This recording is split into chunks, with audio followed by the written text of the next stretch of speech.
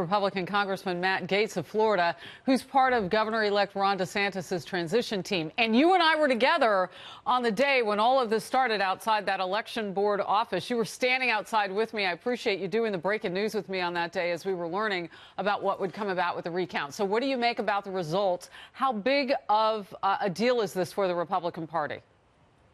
Well, it's always a good news for Republicans when Florida is red. Congratulations to Governor-elect DeSantis and to Senator-elect Scott. But, Harris, I think there are some things instructive about these Florida wins for Republicans that can be extrapolated onto the 2020 cycle. We saw how Donald Trump's coalition comes together, and it is reliant on huge Republican turnout. Here in Florida, Democrats did everything that you would expect them to do to win. We had the most diverse electorate in our state's history. There was enthusiastic millennial participation. The groups that Andrew Gillum was working to turn out, he did a good job turning them out. But when Donald Trump is at his best and able to activate at times 75, 80% turnout in deep red counties, it creates a real, I would say, red firewall against any potential blue wave. And I think we can learn a lot about that as we compete in whole states around the country preparing for the president's reelection. Well, now you point to the very issue that the president has been making the last couple of days, and that is that he was the difference maker in all of this. I want both of us to watch and listen to Kellyanne Conway, advisor to the president on this issue.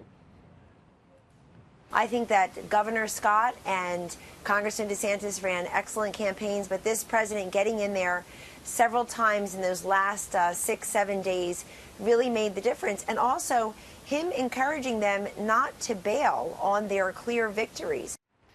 So is Florida becoming, and we've always called it a swing state, and we've seen problems with voting in the past, but is it one party more than the other more than ever before?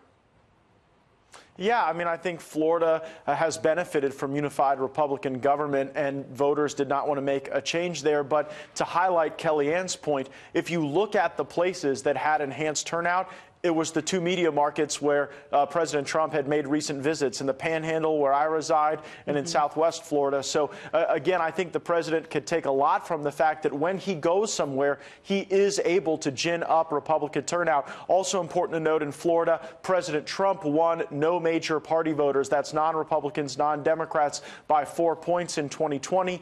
We slid a little on that metric in this last election, and so the president will need to win back some of those no major party voters. And I think that, you've already seen a tone from the president that wants to embrace working together and progress and getting things done for just everyday folks who expect the government to work for them. So I think that's really the key to success. I caught a tweet from him over the weekend congratulating Andrew Gillum is one of the things that you're talking about. Let's talk about Brenda Snipes.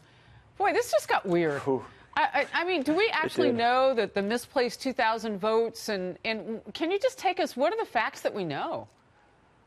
So there are still major chain of custody issues with ballots. When they did the machine recount, they did not have the same number of ballots that reconciled to what they had been consistently reporting. And so you've really just seen a hot mess down in both Broward and Palm Beach counties. I don't want to let Palm Beach County off the hook for their illegal duplication of ballots without any sort of rational or legal basis. And so with Brenda Snipes leaving, the hope is we'll be able to appoint someone there who isn't political, but who could just keep the trains running on time, and most importantly, will embrace transparency. We have provisions of Florida law that would allow us to detect fraud or irregularities a lot earlier in the process, but Brenda Snipes ignored the law. She didn't make those required reportings, and that's why we were ultimately always playing catch-up to try to understand what had happened instead of knowing along the way that we have an election that has the appropriate amount of integrity. So I think that Ron DeSantis will appoint someone there who doesn't view the job as a political job, but that